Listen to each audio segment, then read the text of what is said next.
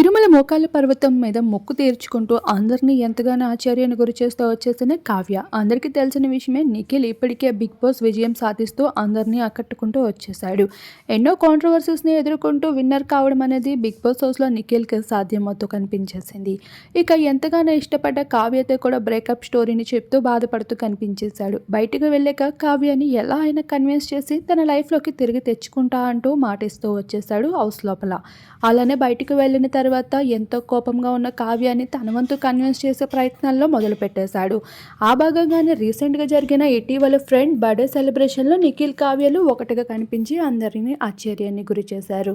అయితే ఇప్పుడు మరోసారి తిరుమలలో కావ్య దర్శనమిస్తూ వచ్చేసింది.